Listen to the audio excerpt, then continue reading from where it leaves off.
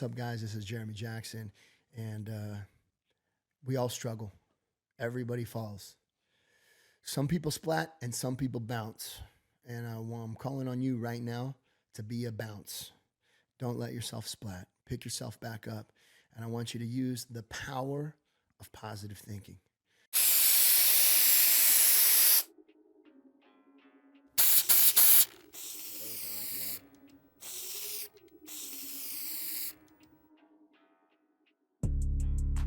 Welcome to Peggy's Recovery Corner. This is a recovery podcast. Recovery from what? Recovery from drug addiction, from alcoholism, from mental health, and recovery from anything. I'd like to get guests on here that are recovering from relationships, even maybe in the future. But we are a recovery podcast. Please, before we even start, can you please subscribe? Can you like the channel and share it with lots of people? Because we're here to inspire and help you show that recovery is possible.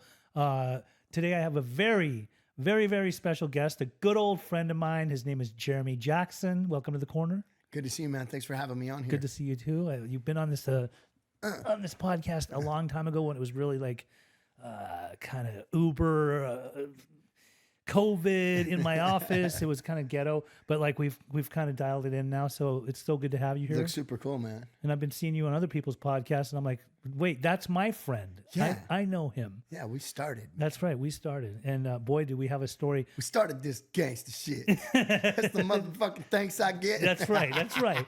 Hell yeah. Good old West Side Connection. Okay, so Jeremy, let's hear a little bit about your upbringing. Where were you born? Born in Orange County, born and raised here. Born in Anaheim, actually. Lived in the city of Orange for a little bit, but I moved to Newport Beach when I was about 6 years old. Okay.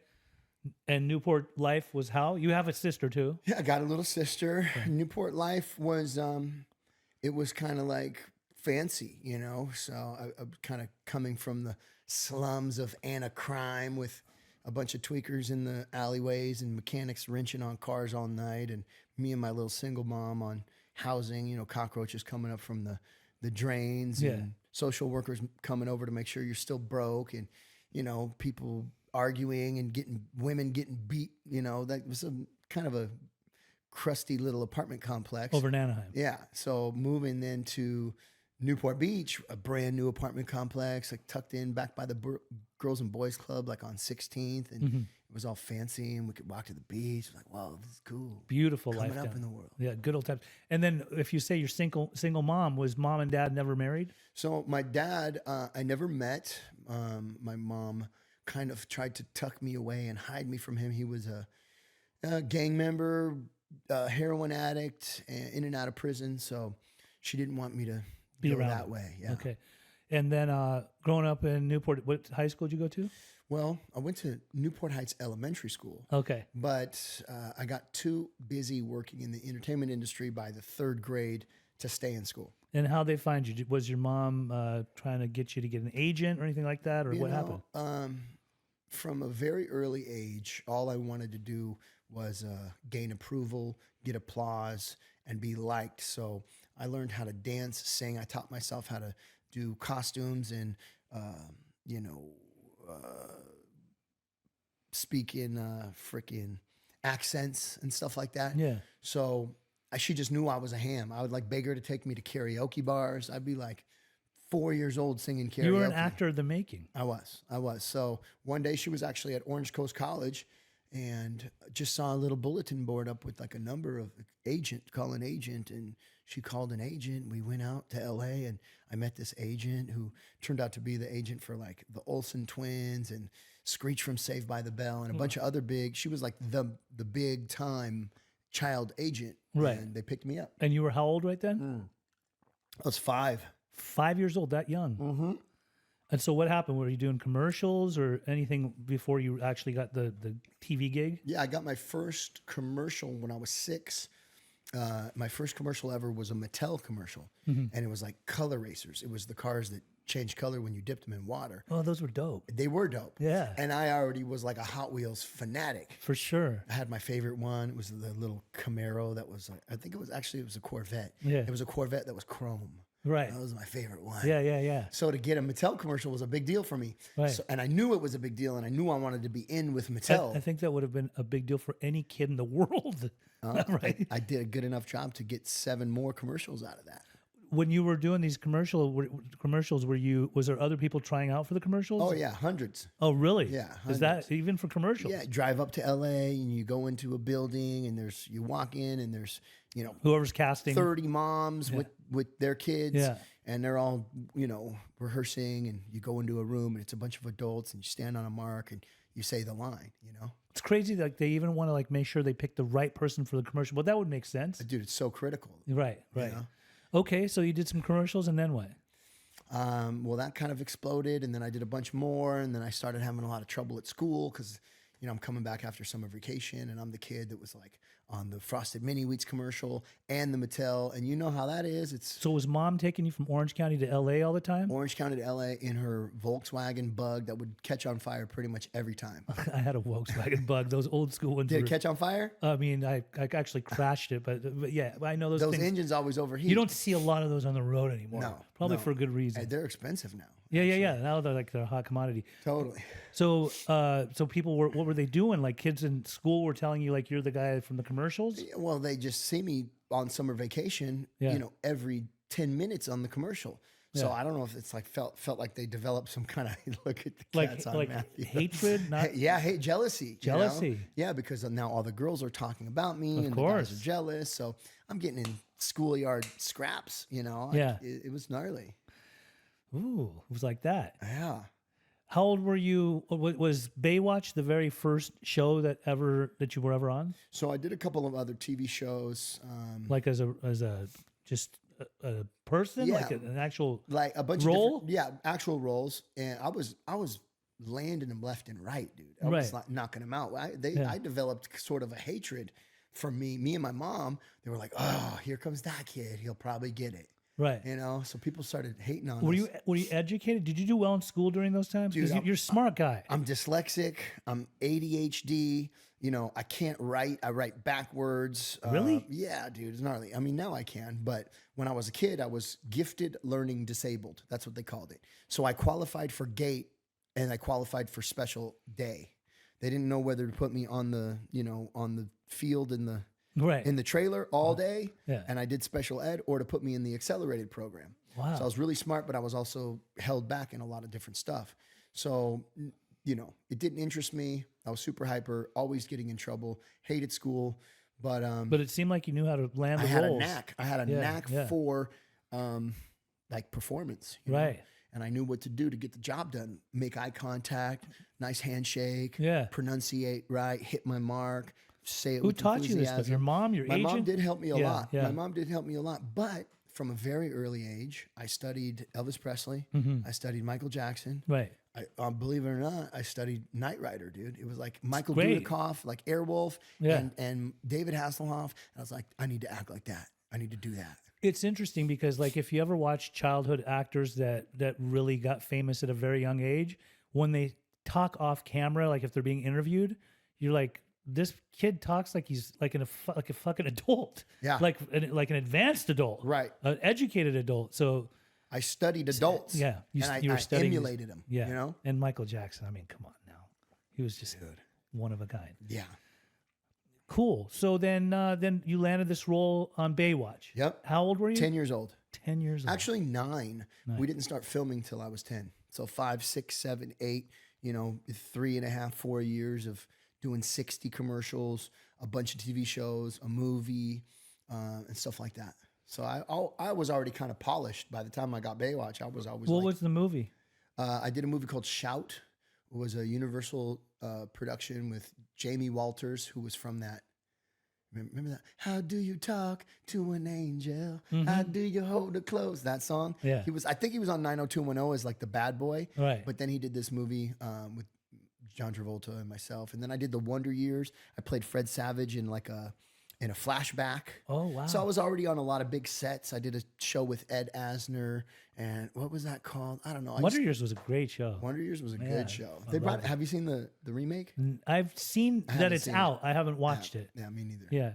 So when they told you that you're going to be on Baywatch, did you think this is fucking major? I mean, you've already been doing a lot of stuff, but like this is major. I mean, with David Hasselhoff, the guy that you studied. Yeah. Yeah. Believe it or not, yeah. I had already developed this awareness that don't get your hopes up too high. Just in case, because Hollywood just has a way about it. Yeah, because I had gone for like shows or movies that were like Free Willy, like it was me and the other kid. And I was like, dude, I know this movie's gonna go huge. Yeah. I know this would change my life. And you get really, really excited, and then you don't get it. And it's like you feel like you lost millions of dollars. Right. Because you were gonna get it if you got the show or the movie or whatever. So when Baywatch hit, I was excited because David Hasselhoff was my freaking idol. Right. I had no dad. My mom is the same age as him. Yeah. My mom's pretty hot. What if they get married? Yeah. Oh my gosh. So the wheels start to turn, and you got to be careful because you'll kill yourself with depression if you get your hopes up. For sure. So I was already jaded a little bit, I guess you could say. What was your stance on drugs and alcohol during that time? You hadn't tried anything yet, had you? No. So my stance on drugs and alcohol was, my mom had really beat into my head, don't ever do drugs. And you're so sensitive because I was super hyper, and sugar would give me panic attacks. Yeah. And I was stealing and hiding sugar, and like, believe me, my girlfriend's kid's 9 right now, going on 10. Yeah.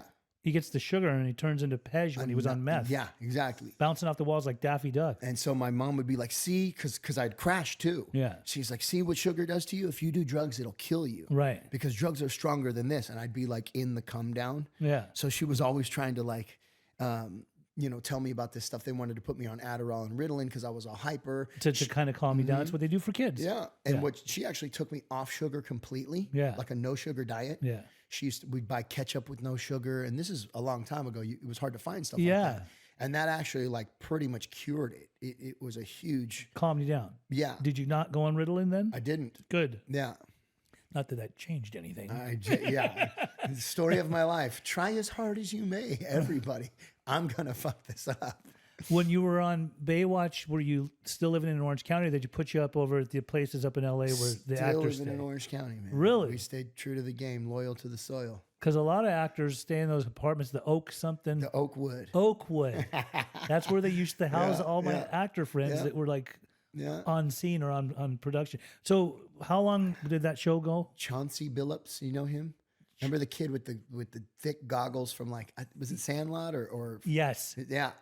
He was a You friend see of mine. in a lot of Thomas memes. Ian Nicholas Yeah, was yeah. a friend of mine. Okay. And they all lived at Oakwood. Okay. And I'd kick it with those guys. Yeah. And I'd there go was a hang lot of out. activities going on at the Oakwoods.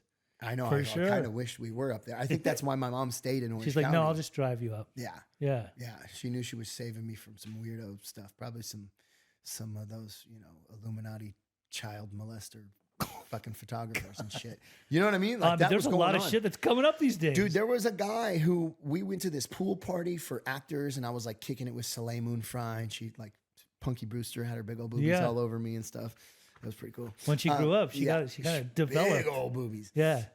She did. And gosh, who was there? A bunch of like Clarissa Explains It All girl was there, and all the moms, the stage moms were like, hey, so and so wants to take a picture, do a photo shoot with your son. And there's a picture on the internet. You can find it. I'm holding a big inflatable beach ball over my head, and I have red swim trunks on. Yeah. And I'm in a pool. And he took one picture of me, and then he wanted to do a private little photo shoot. And the moms were like, hey, this is the guy. Like, if he shoots with this guy, he's going to get a lot of big roles. And my mom got a little weird feeling about it. Yeah. And she like didn't do it. Mostly because everybody was being so pushy about it. Like, you have to. If you have to, you have to. So anyway. Her intuition told her something. 20 years later, dude, that guy got busted for child porn, dude. Big time. He had a whole little pedophile deal going on. What is wrong with people? I don't know. The more I hear about so many things that are coming up for people that we really like admired at one time, you just wonder like, why? Funny enough, that's like one of the most common questions I get, mostly from out there people. But that they want to know, like, hey, were you ever involved in any of that? Yeah. Like, spirit juice, blood drinking, adrenochrome. Adrenochrome. Did they make the offer? Did they offer you to sell your soul? Yeah. And I guess since we lived in Orange County, we just kind of drove up to film and then drove home. Not that far. And probably less traffic during that time. No traffic at 4 a.m. Oh, yeah. But had I been in the Baywoods or the Oakwoods, Yes. who knows? That's where I lived in Baywood. No Baywood? Oh, Baywood is in Newport. Newport, Or yeah. CDM. Yeah. Yep. Instead of Oakwoods, I was in Baywood. You were in your own little Baywood. So, how many years was the show? I mean, I did my last filming with Baywatch when I was 21. It was the Baywatch Hawaiian Wedding. It was like a 2-hour TV movie. So 11 years of 11 film? friggin' years, dude. Did you start using drugs during that time? I did. How old were you when you did that? Well, I started, I would say I was snorting coke, almost probably every day from 16 to 18. I started, I don't know, ecstasy maybe, smoking a lot of weed and drinking, probably 12, 13, 14, 15. Did your mom know? Kind of, not really. Was she trying to regulate you? So hard. Dude, she hired people to come find me.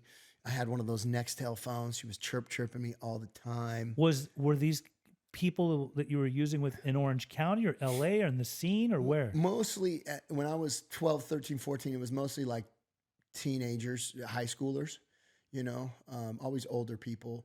I didn't get in with the rough crowd until like after 16, like Cowboy Boogie. Yeah.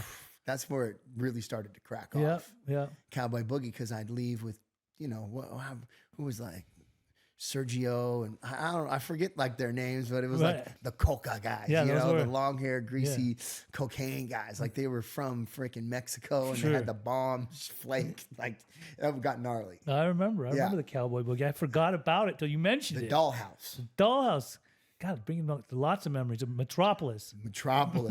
I was already bad by Metropolis. And Club Rubber. Yeah. I was telling these guys about Club Rubber, man. Oh, it was a production. Had to have been there though. It was, you can't even explain it unless you've been there and seen it and the types of things we were doing, the drugs Remember we were doing. Jade Ashley, the go-go girl?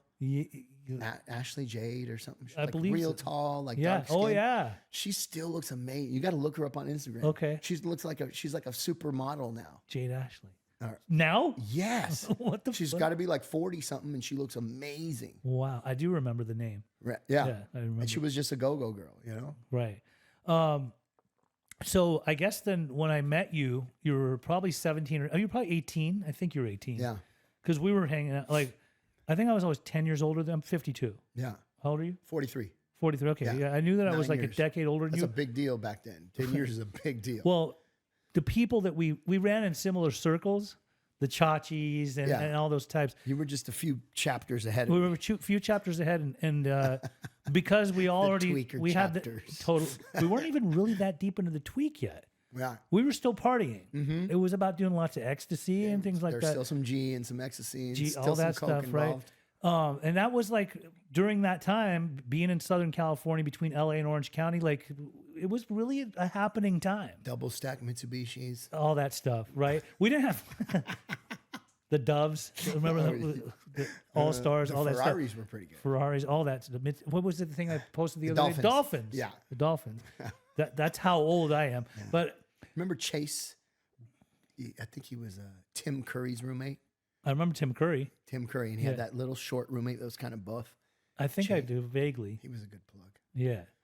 We kicked it with Brogy and Tootie and all them. Yeah. Brogy's killing it now. Oh, he's sober. Sober a long ass time. Been sober. He had to get sober or he would have died. Right.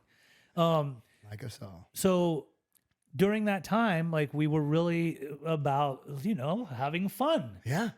We just like to go. We were still in limos there was and having a good time. There was a time, and I know your friends will probably get a kick out of this. We somehow ended up in the Hollywood Hills at some party, and I got the ecstasy, I got the GHB flowing. And I'm over here joking with Jeremy, and in comes fucking Hugh Hefner with a bunch of playmates. Yep. And they needed some supplies. That was, I felt so accomplished. I was like, a fucking redhead pink, a kingpin. Let's bring it on. I was like, Hugh needs Viagra. We got to find that. Remember that? Give Hugh Viagra. Give these girls the G. We got them all G'd up and sauced them, all that stuff. And got him. He was doing this. He was dry humping. He was the well air, into his 70s during that time. Dry humping the air, dude. Not kidding. Like a dog with a red rocket. We had some times. That was Randy Basil's party. Right. Oh, it was? Randy Basil's. He did those mansion parties. Those Was were Randy Basil good. living up there during that time? No, but he was just doing those parties. Yeah. He was active. Yeah. He was an active guy. That night I was smoking coke in a cigarette with just 3 or 4 people left at the party at like 9 a.m. And I remember the maids were coming. I was like, oh, fuck. Like the party was over. The maids came to clean it. And I was like, dude, I'm just getting started, bro. Come on. It's over. And you know, like when we made that one video when I just saw you a couple years ago at the Rock to Recovery thing, I didn't want it to appear like we were sensationalizing those times. But dude, like we had some times, and here's the thing: it was really extravagant and looked really magnificent, which it felt at the time. Yeah, but I don't know that we really knew that we have a drug problem, definitely not, or in the making. And I don't know, man. The times have changed. The drugs have changed. Sure, there was nobody on fentanyl back then, overdosing I within don't know 5 if seconds of dying. anybody nowadays like has a good time.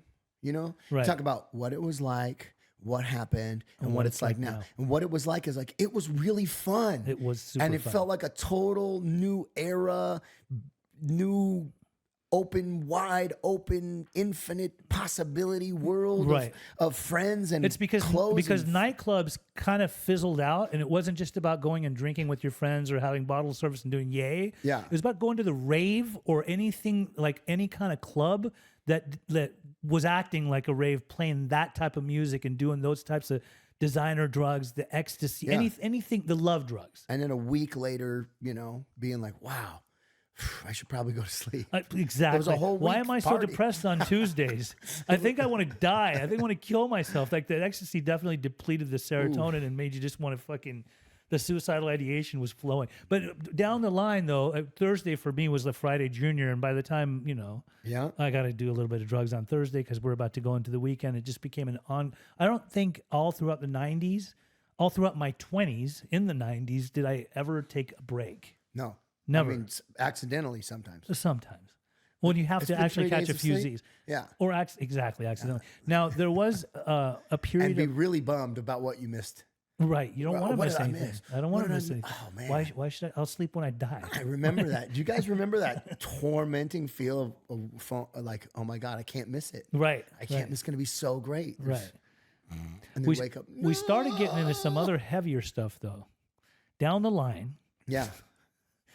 we started. I remember we were hanging out in Orange at a house, Mm-hmm. and it was like some would call it these days a trap Trap house. house. But really, it didn't feel like a trap house because when you have a stripper pole in the middle of somebody's living room or even in their bedroom, and you got tons of different types of characters coming and going, yeah, I mean, some might call it a trap house, but really, like we're here to party. Plenty of spray paint and markers to paint your shoes when you're bored. It was the after party You after know, the after party. Cleaning Right. supplies. If you just get a wild hair up your butt and you want to clean someone's Right, bathroom. right. You know, nowadays you walk in a trap house, they don't have any cleaning supplies. They got no spray paint. They got no paint markers. It lives up to its name. It's like all trapped out, just dirty There and was ugly. and toys gross. there. There was tools in the everything. garage you could Coloring work books with. galore. Yeah. Yeah.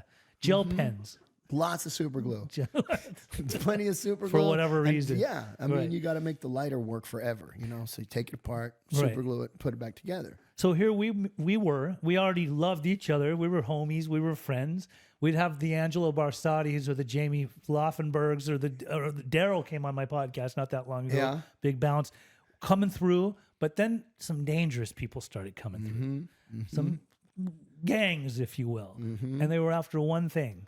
They told me specifically, we want the celebrity kids meth because you were cooking meth. Yeah. Is it okay to say that now? Yeah. Is the FBI watching? No, it's okay. See the camera in the corner? Say hi. Yeah. Yeah. So during that time, you got into cooking some dope, and Yeah. I've often told you this. I think that we were Breaking Bad before it was even a thought for a TV show, Very true. right? man. And not only were you cooking meth, I'm not bragging. Like, I'm not trying to brag. Or I don't condone meth use. I think it definitely will fuck up a person's life. But this shit was beyond potent. I mean, it really was jet fuel, and it was euphoric. It took you in different directions, and it also, for some weird reason, and maybe not that weird, drew attention from the agents, the real agents. I'm Yeah. talking like the methamphetamine task force that was after guys like you, guys like me, because we were distributing it, you were cooking it. I remember leaving that house once and having a lot of, I mean, I'm going down the street with a gallon of GHB in the trunk, and all of a sudden I look in my rear view, and they come from different directions, and they're behind me, and they were all unmarked cars and some marked cars, and they're following me, and I'm like, oh, this isn't going to turn out good. But the weirdest thing was, and this is like a few days later, you got arrested at the house. But the weirdest thing is they got behind me and then they drove away. And I was like, oh my God, I just dodged a cannonball. But then all of a sudden, Jeremy gets busted. We were hot. So what happened was, that was Johnny Garcia, right? Yeah. So I'm out living in LA, and I have this girlfriend who's gorgeous, ballerina, and, she introduced me to meth, and I had been just snorting coke, and I ran out of coke. I was in San Diego, actually, at the hip hop conference. Remember those? Those were dope. They were dope. Yeah. But we were at the DoubleTree, Yeah. and I ran out of coke, and then it was like 3 a.m, and like nobody had coke. I was like, come on, dude. Nobody can call anybody for some yay. I'm in San Diego. I might as well be in Japan. Right. I feel so far away from home. I have no car. And so this girl's like, do some of this candy, do some candy. What is candy? She's like, I'm like asking people, hey, what's candy? And they go, like meth. I'm like, you like speed? And they're like, yeah. Oh, that's disgusting, bro. That is like a poor man's drug. Right. That's what we used to think about meth. We did. It was the poor man's cocaine. Yeah. It was if you lived in a trailer and you had no teeth, you did. Right. Meth. Right. And other than that, you drink freaking Remy Martin and you sniff coke. Right. So anyway, and then you smoke some when no one's around. Right. And so I did it, and it was gnarly. She had a candy necklace on, and I was wearing a candy necklace. You smoked it or you snorted it? Well, I said, I'm okay. I couldn't find any coke. I was starting to come down. I said, there's no way I'm sniffing it, but I will smoke it.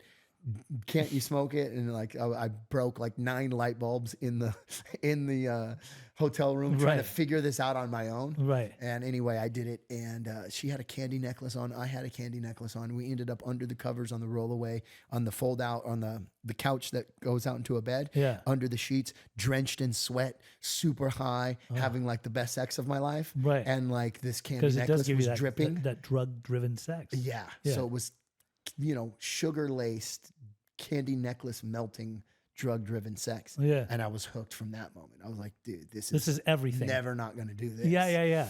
Wait a minute here. During that time, you were still going to the show and acting too? Yes, because the show was filming in seasons in the summertime. Okay. So in the off time, if I wasn't yayed out, because I started going to rehab when I was like 14. Oh, you did? Because I'd get so yayed out and beat up, drunk, whatever, that I'd go to rehab, clean up for a month. And adolescent rehab. Yeah.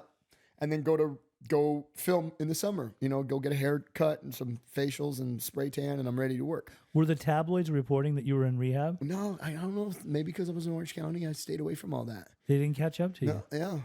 So I did that for a few years, but then when I found the meth, it was pretty bad, but I would do the same thing. I'd clean up, go work, and then party it away all winter. Yeah. So because this girl was so hot, the upper echelon of the LA guys liked her. She knew the big dealers and the big suppliers.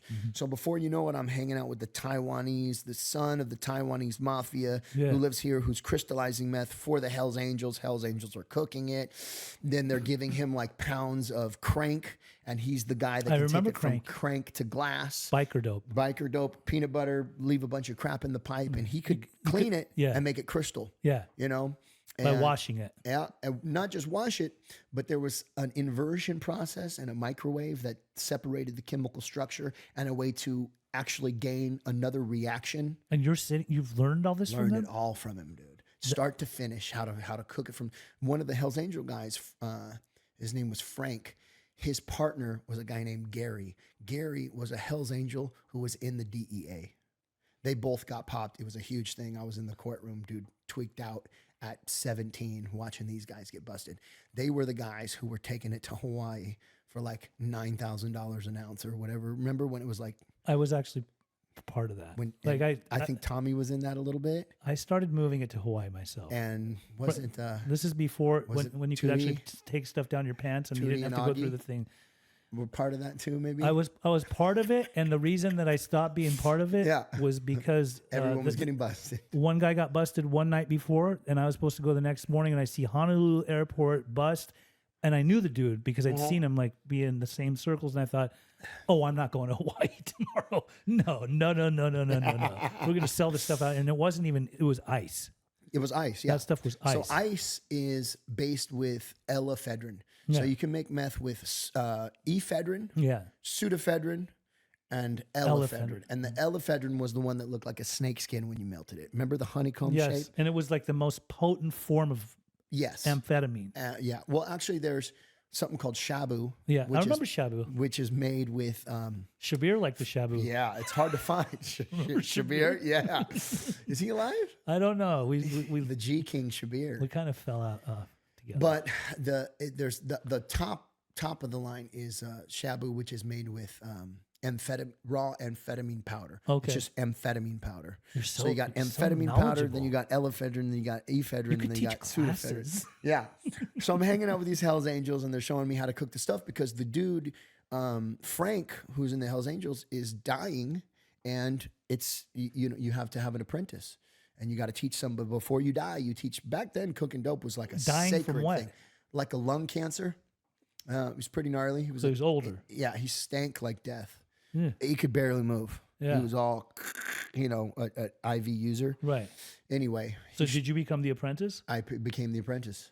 That house got busted for manufacturing. I got arrested for What manufacturing. house? The house we It were was a at? house in Van Nuys. Oh, another house. Okay. So that house got busted. I got busted with them, but the Taiwanese crystallizer and the other guys were like, they had been wanted because a bunch of people were going and getting arrested. A bunch of people were going to loony bins. A bunch of people were 5150. A bunch of people were screaming naked in the street. A bunch of girls had been taken advantage of, 16-year-old girls. So they watched these people for a long time. They're like, okay, you're getting daughters high and taking advantage of you, Yes. selling, you're putting people in loony They were bins. cracking down. So they cracked down on these dudes. Yeah. I was the young dumb guy. So then they just poof kicked me out like on my own recognizance. And I was like, well, I got nowhere to live in LA, so I'm gonna go down to Orange County. And I went down to Orange County with all this knowledge With the and knowledge wisdom. of how to fucking Yes. cook. Yes. Oh And my then that's when we God. started getting into it. And Wow. This is fucking fascinating. I mean, if you haven't written a book yet, you should. one day, man, I'm waiting for the offer. I'm telling you. I'm waiting for the Wow. offer. And then I was down there with you guys, and it was Kim. Kim took care of me. I had lost remember Kim Knapp? I remember Kim now. I had lost my LA, homestead. Yeah. So Kim was a, call girl. You called and she would just go with her bag of dildos and her 5 wigs. And she would go do these hotel parties Right. once a week. I mean, she wasn't even popping like that. And then she would take care of me. I remember Kim. And I just got to stay high and be there with my purple hair and my scabby face. Yeah. Picking at the face constant. Yeah. Yeah. And then Kim introduced me to Randy Cole. I remember Randy Cole. And then from Randy Cole's, I met, Johnny. I started going over to Johnny's house, which was Kim's old house. Right. Kim had That been there house before. had all the vines and everything outside that was kind of hidden, but it wasn't hidden. Right. Yeah. By the Circuit City. Yeah. And then that's when it started getting weird. And what happened was Johnny comes to me and he's like, hey, dude, I got a few pounds of crank. Right. Right? And we need to raw cook powder this speed. stuff up. We need to cook this stuff up. And he takes me over to this lady's house to do it. I said, I need a safe place.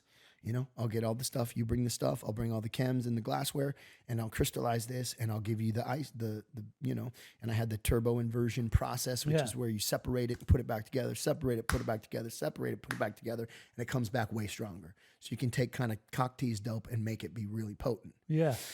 And while I'm there, helicopters. Was it at that house? Yeah, I'm in this apartment with this lady who's still alive. I saw her at a detox recently. Really? Yeah. Oh my She was God. very, very big, really, really large. Anyway, amazing blowjob. But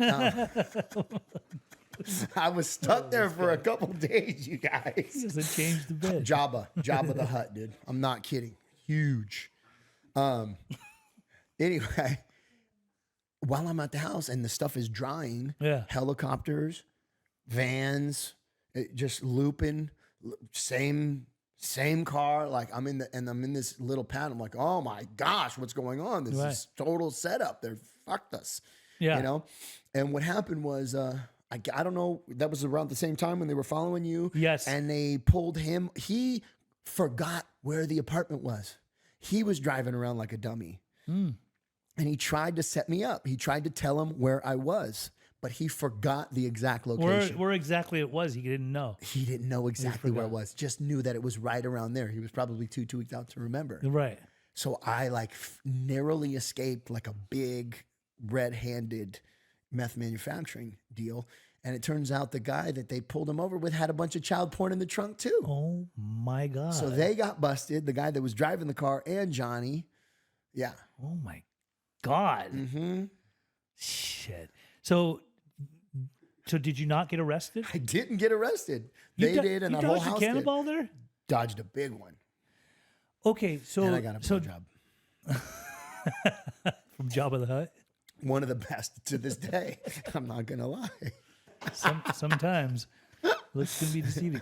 So now, I think, if I'm not mistaken, probably within a year or two after that, you got sober. I saw her at the detox a couple months ago. I thought about asking Recent. her for another one. That's how good it was. Did she lose weight? No, worse.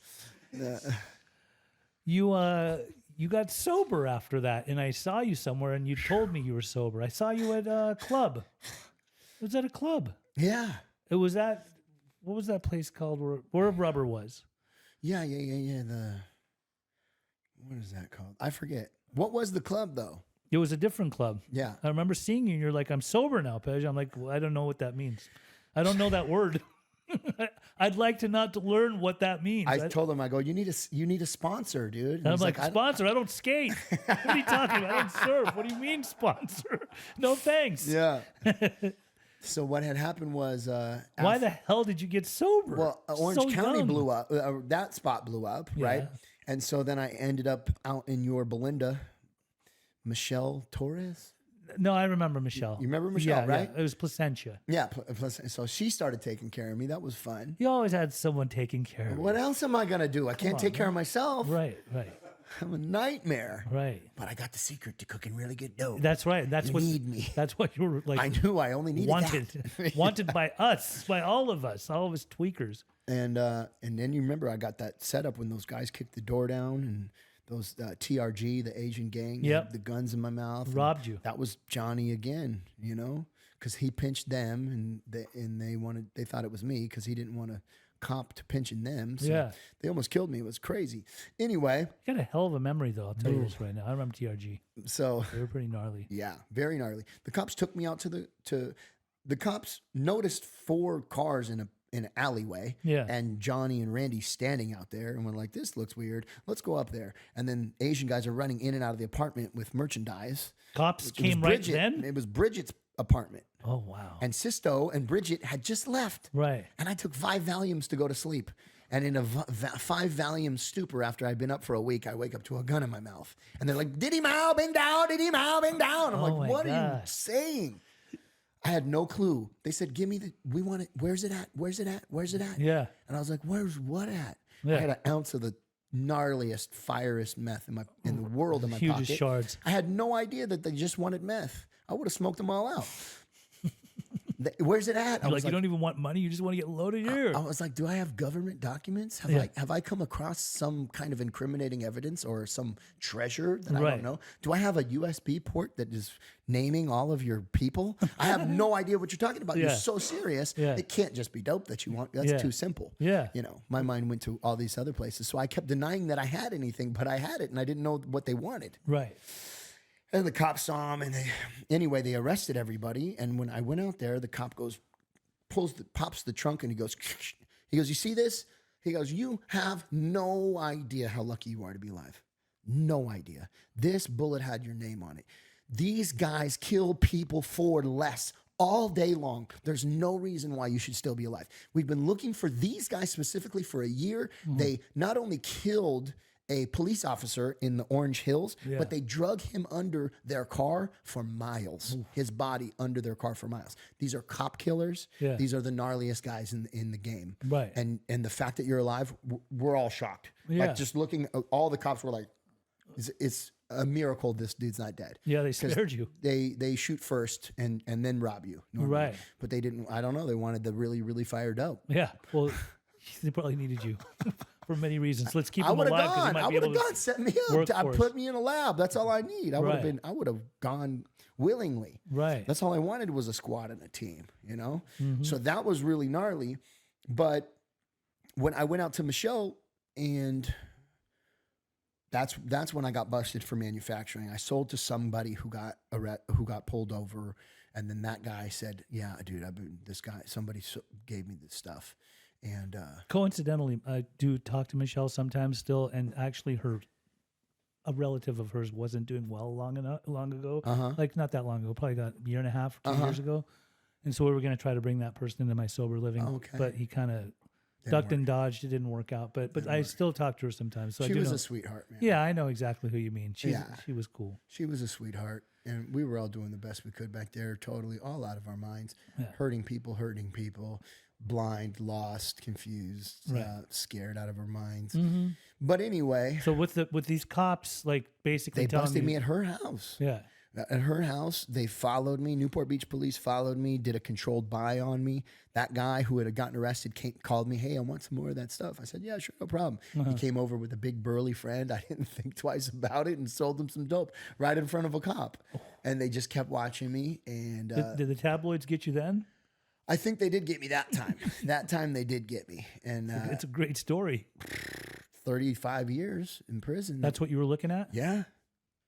Manufacturing Or methamphetamine. get sober? Well, no, it was $100,000. You remember Barnett? Well, it sounds familiar. Is it John Barnett? Oh, John. Okay, John yeah, Barnett. Yeah, yeah. Okay. John Barnett fired me because I wasn't staying clean.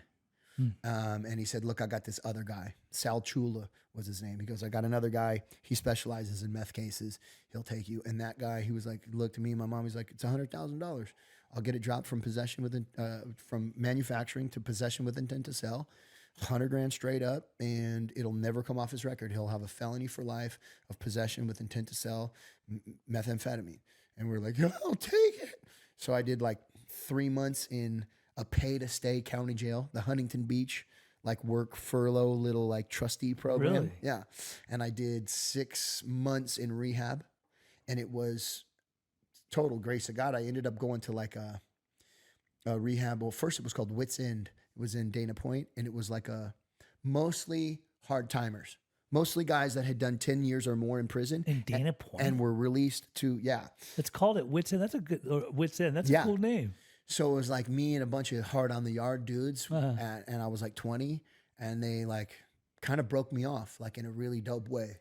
And What do you mean? How so? like made me get out of my bed when I didn't want to. Yeah, Made me do push-ups with them. Told me to get with the program, check it out. You know. So they were serious about their recovery. They were serious about their recovery. I don't know if any of them stayed sober. I definitely didn't. But it was. Well, wait, I thought you did stay sober. Well, yeah, I did for 14 years. You know, after that. Yeah. Yeah. Because when I finally decided to come get sober, you already had a few years. Right. But since that day, I didn't stay sober. Oh, you didn't completely. stay You know, sober. I had a couple of relapses later. Oh, on. yeah. But it was a great start Yeah. to my recovery. It set me up for a long-term success. And that's when I saw you. It was after that charge. When you saw me at the club, which I wasn't ready to get sober yet. But I knew that you were a sober guy. My friend that used to do drugs is now a sober guy, and I didn't really know what that.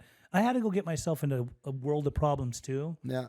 As a matter of fact, rated by the Orange County Methamphetamine Task Force and all that stuff, and that didn't get me sober. Another 5 years. Steve Burdett, is that? I went. Yeah, I remember that guy. Yeah, I went to my first experience in sober living was in Costa Mesa at a guy named Dave Regal's house. I don't know if you remember him or I knew don't him. think so. But anyway, that's not when I stayed sober. It was when I turned 35, almost 36, that I got sober.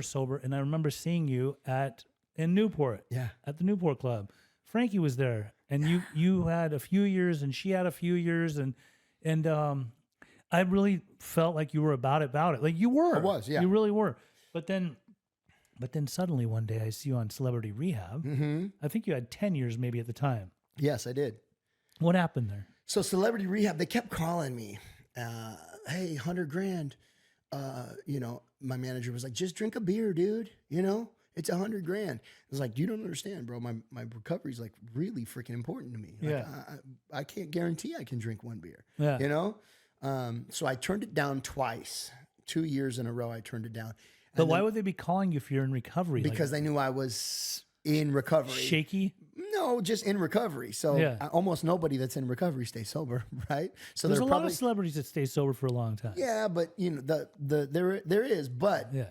the ratio A lot of them is, end up going back out because they're Yeah. just exposed. And so the calls were probably just like, has he relapsed yet? Does he need help or is he still doing good? I'm like, no, I'm still doing good.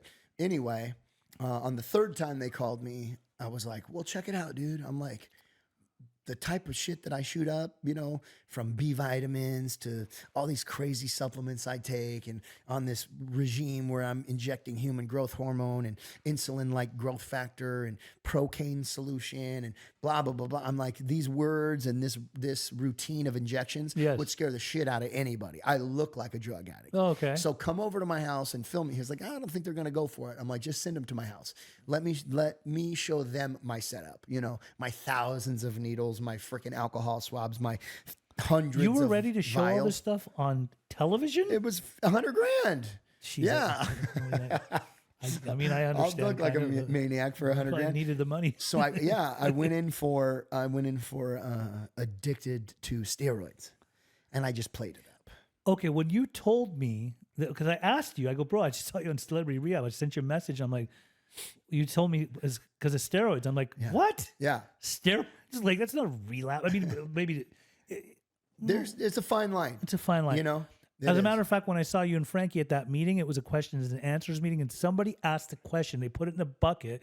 Is steroids considered a relapse? And I'm like, You remember that? I wonder if Jeremy wrote that question. I don't know if I did or not, or if somebody wrote it because they saw my big old puffy head in that meeting, my pulsing neck veins. Totally. So you went on there and they gave you the money. What'd you do? Oh, just 3 weeks in rehab with the Long Island Lolita Amy Fisher, who snapped a. Didn't she cut that dude's dick off? No, she killed somebody. She killed Yeah, somebody. The The other one was Lorena Bobbitt. Bobbitt. Yeah. So the Long Island Lolita was like killed that other guy or something. So she Got was off with it. She was in rehab. Yeah, and Dwight Gooden, And was Dr. Drew there? Dr. Drew was there. He was I part of spent it? a lot of time with Dr. Drew. Right. He's actually super duper dope. I just I texted love him that the guy. other day. I always He love is that guy. great. He's honest and real. As a matter of fact, I think that when you went through there, because it was Pasadena Recovery Center, Yep. my ex-girlfriend Stephanie was there with you Huh? at some point On the other side. on the other side they where the blocked- celebrities weren't. Right. Because later she told me that she knows you. I'm like, how? From Orange County? She goes, no. I was in rehab with him. I'm like, PRC. what? Exactly. That's what she said. And I went and spoke at a panel there one time, and she was a patient again. I'm like, what the fuck, man? This chick can't get sober, but she's better now. I went there twice. I went back there As a regular as patient. a real patient. Yeah. So they gave you the money, and you were there for 3 weeks. And did you get loaded? No. Oh no. I threw away all the steroids and made it look great for them. And And then you stay sober? yeah, I mean, were you even sober or were you not? Definitely the ways I was behaving, I was, deep in self, deep in insecurity, wresting satisfaction out of this world. If only I would manage better. Sure, other people were more to blame. I was, emotionally loaded for sure.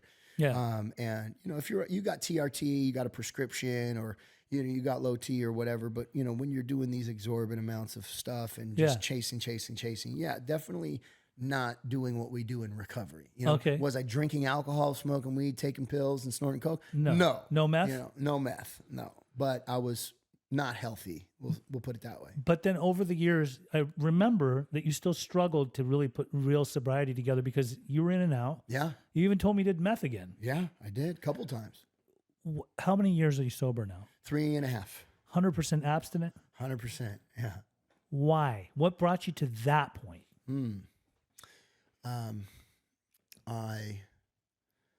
was having the time of my life.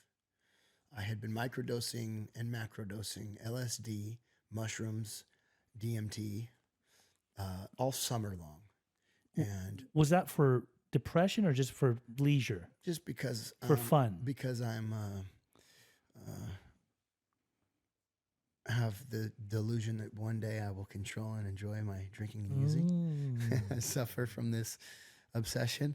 And I thought I was managing and controlling. Yeah, it was great. It was beautiful. And then on this one particular night, I heard, call it the voice of God, call it my highest self, call it plant medicine. I don't know for sure. But this voice came in my head and it said, you're a clown. Look at yourself. Like enough is enough. You're doing the same shit you were doing back at Club Rubber, Yeah. just trying to be the cool guy. And you're 40 years old and you live in a sober living and you're lying and you're taking advantage of people's kindness and you're going to meetings claiming you're sober on weekdays when you've been doing acid all weekend and you're going to fucking die, dude. Like you can't That's do a it. great realization to have. It said, you've got to do the steps. I swear to God, it said that. You've got to do the steps. And I was like, what? Are you serious? You mean to tell me that in that 10 years that you had before, you didn't ever work the steps? I did the steps, yeah. Weren't you sponsoring guys? I was and shit? sponsoring guys. I was going to meetings. I was being of service. I was doing the whole thing. But it was exteriorly driven, dude. I was So still there was in the never a performance. full Dude, surrender? I never had that happy, joyous, and free, man. I never had that No- fourth dimension. I No, didn't have no it yet. God? I had God. I had pocket-sized God, pocket-sized program. I just didn't have, I guess you call it surrender, I was still Okay. under so many delusions. So now I want to talk Even know about it. this 3.5 that you put together, which is a Yeah. big deal. Yeah. It's fucking monumental. It's wonderful. I'd take this 3 years over the 10 years I had before. Exactly. Now, I'd take the day I have today over the 10 years I had before. I noticed a couple of times on one of your stories on Instagram that you were going down to Mexico because there was people that were doing ibogaine. Mm-hmm. Do you believe in ibogaine? So I've sat with 3 people now going through ibogaine treatment. And any successes? I've seen rapid, amazing 3-day turnarounds where people don't want their fent anymore, like legitimately. Yeah. None of those cases have stuck. I saw it work in the immediate and not stick in the long run. I had somebody very close to me want to go down there, and they ended up going down there. I think it was Puerto Vallarta or something like that. But they had me read this LA Times article, not LA Times, it was the LA Weekly article called Shock the Junkie. And when I read it, like in detail, I was like, why are they having me read this? And then when I got to the end of it, it was really interesting. It said, make sure that after you do this therapy that you followed up with some 12-step meetings and possibly like do the 12 steps. Yeah. So One guy I saw die out there undergoing ibogaine treatment in my arms. is that why they probably don't legalize it in America? Because Well, there's a possibility of It wasn't. He used on top of it. there. Yeah. My God. Yep.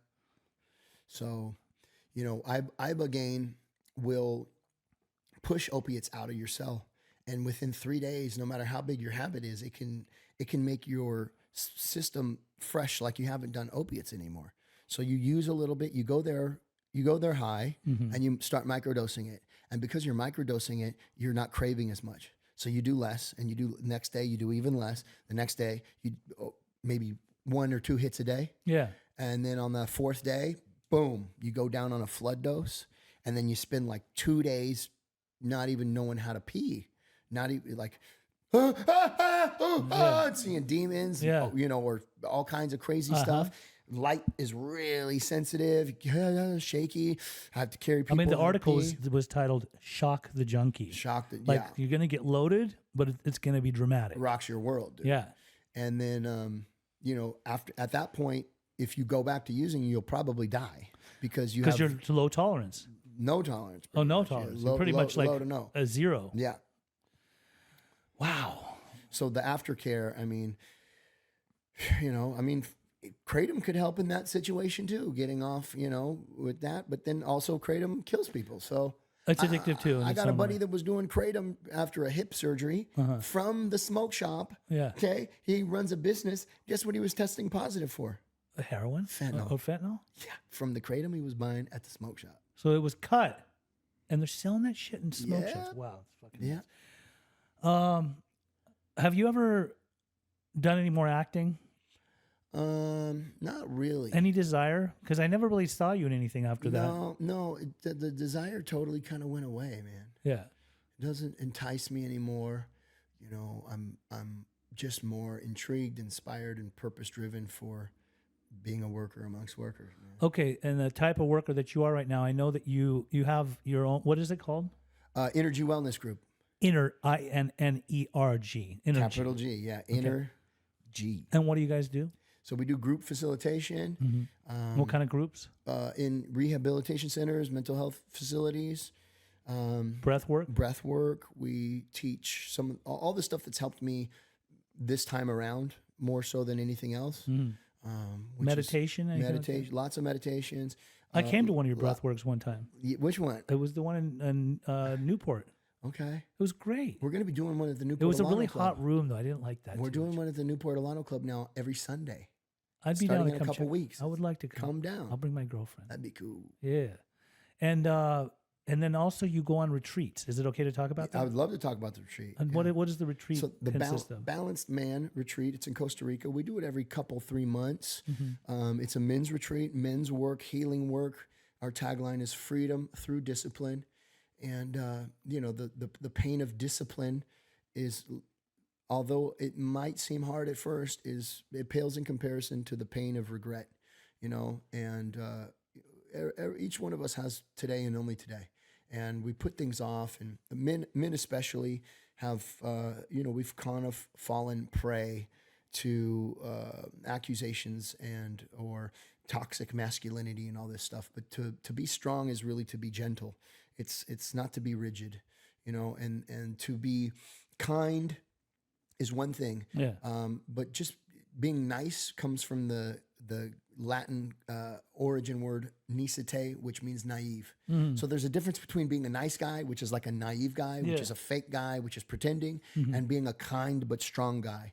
And in order to do that, we do a lot of the work that you'll find in many spiritual transformation programs like the steps or Buddhism or Taoism or psychospirituality or studying spiritual texts, Christianity, of rooting out these fears, dude. Yeah. It's the fear that's screwing everything up. Oh, so much of humanity's in fear. So we dig into dudes' fears and we help them bring those fears to the surface and get rid of the root of the problem so that they don't keep experiencing the same stuff and raise people's frequency and vibration. We have a lot of fun. We do intuitive archery. We ride ATVs. We get guys surfing for their first time. We box. We do jiu-jitsu. We, teach people the Navy SEAL tactics: OODA loop, observe, decide, and act. I think it's Observe, beautiful. decide, and act. Repeat. Observe, decide, and act. Because a man of action is first, but a man of reaction is always late. So we don't wait to react to life. We take action, which is everything we're taught. One foot in front of the other. Trust the process. Make a decision. Decide what your focus is, and go for it. Leave the results up to God, kind of thing. But if you don't take the action, you're just sitting around. You'll never get anywhere.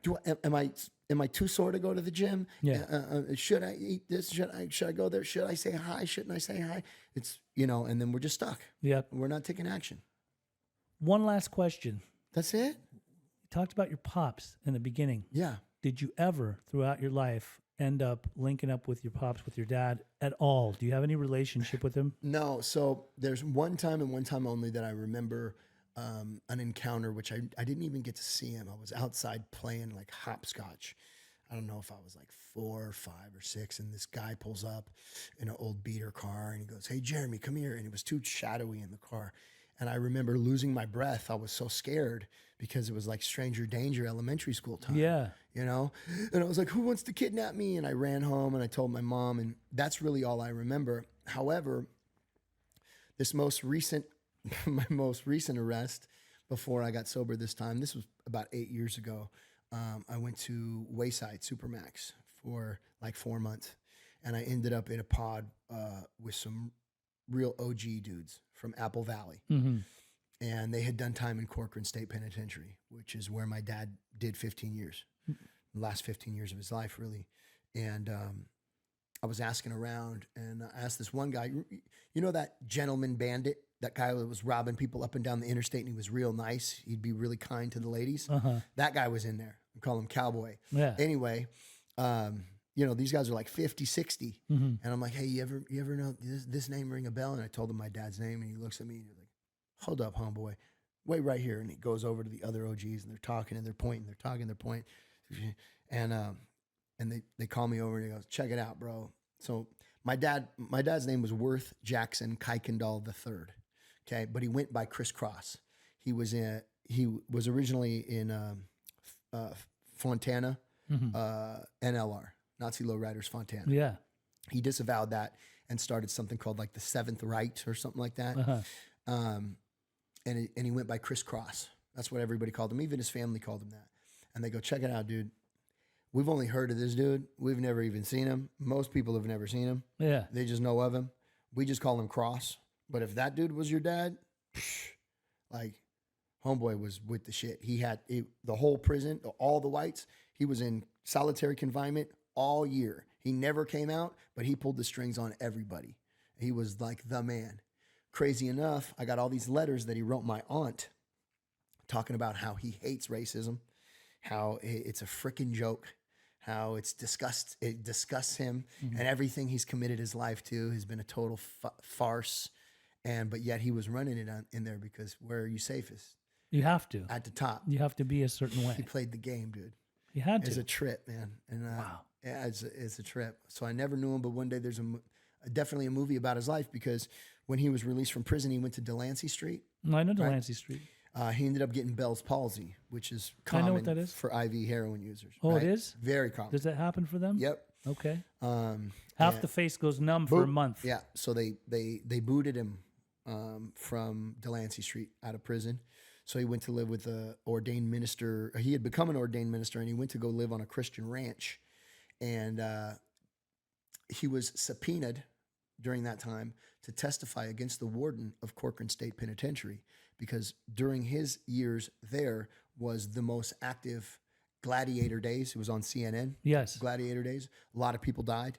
And the warden and the correctional officers were betting on fights. You had to sign a waiver before you went onto the yard. Right. You knew you would die. A lot of guys would not go to the yard. But if you were going to go out there, you had a 7-inch piece of steel up your ass. Yeah. And you signed a waiver that you knew your life was in danger. Anyway, because my dad was well-spoken, because my dad studied law, he was a white dude, handsome.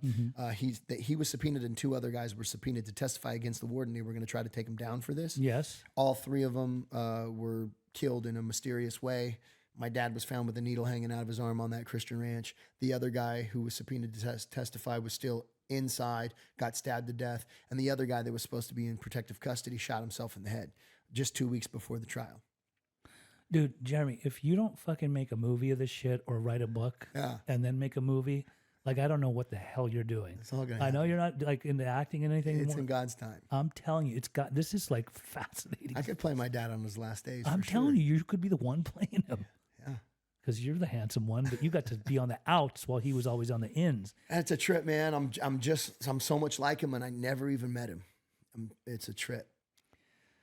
Wow, this was one of the most powerful episodes I've ever had. But honestly, I always say that he saved my life by dying because it was only because I knew my dad was a heroin user that I never touched heroin. I had a resentment against heroin for stealing my dad, which was a deeper wound than I knew drugs could fix. Yeah. So I strictly off of hate for heroin taking my dad, I never touched it. Yeah. Had I touched it, come on, dude. You've seen how I party. Survived.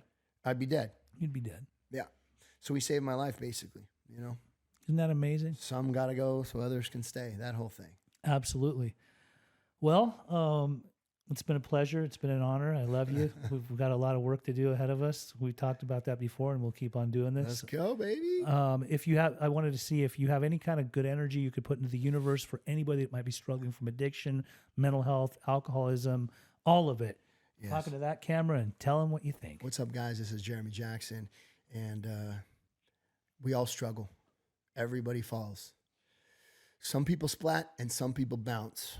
And I'm calling on you right now to be a bounce. Don't let yourself splat. Pick yourself back up. And I want you to use the power of positive thinking.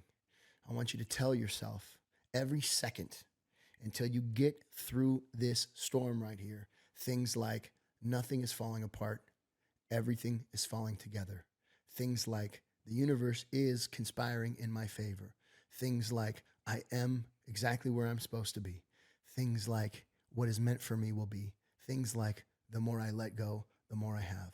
The more I let go, the more I have. I am filled and surrounded by perfect peace. Nothing is falling apart. Everything is falling together, because you have to be your best cheerleader, and your nervous system will begin to believe the things that you think. So think your way into a new experience. Survive this storm so that you can start to find people like Pej and myself who can help lift you up even further. And pretty soon you'll have a pack, you'll have a team, you'll have a squad, but it starts with you, because we can only help as much as you'll let us. And you got to get to the place where you know that you can be okay through mental repetition of positive statements. The more I let go, the more I have. I'm filled and surrounded by perfect peace. Nothing's falling apart. Everything's falling together. I'm right where I'm supposed to be. Yes, I can. Yes, I can. God's got me. God's got me. Yes, I can. Yes, I will. God's got me. We're waiting for you.